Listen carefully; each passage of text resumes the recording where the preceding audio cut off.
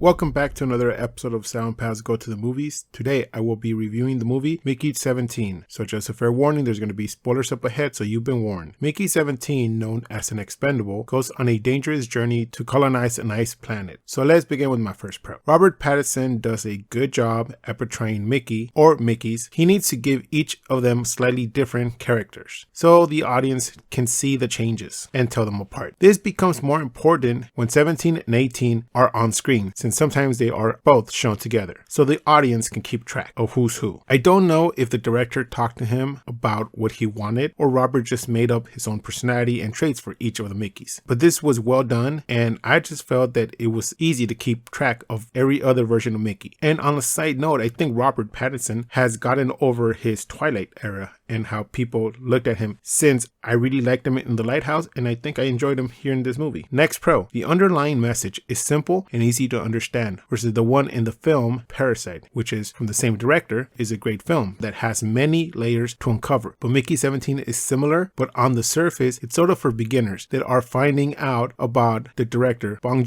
One can go in and watch the film and enjoy it and never think of it again. Or you can enjoy it, still go home and sleep on it and find deeper things of the film, like the commentary on society and the treatment of the Mickey clones, or even what everyone kept asking Mickey: what is it to die, or how does it feel to die? Which I am sure many people out there have had that question, simply from the plain fear of death. Now let's move on to the cons. I wanted to see more of Mickey and his clones dying and seeing him evolve after every variation, but I felt that they rushed their deaths while they could have benefited from it to show us how he evolves and develops his character, or the relationship between him and Nasha. Also, while we are at it, I would have liked for Mickey to explain more of her background. I mean, we can't just have her do it or show it to us, since the film is mostly about Mickey, but he could have shared some of the things like he was sharing about her with us to better understand his attachment to her directly from him. Next con, I guess the only character that felt that went over the top was Mark Ruffalo's character. It was borderline comedic character, sort of from a skit you would find on Nickelodeon or something that appeals to little kids. Did they really need to portray him in that way as a comical character versus just pure evil and not just an evil idiotic person? Also, his wife, who was manipulating him kind of as a puppet, I think she was okay, because it did come through that she was the one pulling the strings and telling him what to do. But then every time he came on screen, I just couldn't see him as a serious person. I just saw him as a goofy character. And I would have really enjoyed it if they actually made him more evil, in the sense like he was plotting things behind everybody's back, which he was, but that didn't really get through. So my final grade for this film is going to be a 6.5 out of 10. I never read the novel Mickey 7, but I did enjoy this film. I feel that it didn't have as much complexity as Parasite, but just enough that it was enjoyable to watch. Only thing is that I would really imagine Mark's character into a pure evil politician, with his wife still pulling the strings as the puppeteer. Also, I would add a little more significance to the Mickey's deaths. It just felt that most of the deaths just happened and they didn't do anything for that character. It would have been well that Mickey kind of developed little by little and made a person for himself, since we do see 17 and 18 have a very different personality. So that does it for this review of Mickey 17. Please join us next time where we're going to review the Alto Nights. You're going down a very dangerous road, and we ain't been down dangerous roads before. Please like, comment, and subscribe. You can find our social media links below, and like always, keep watching movies.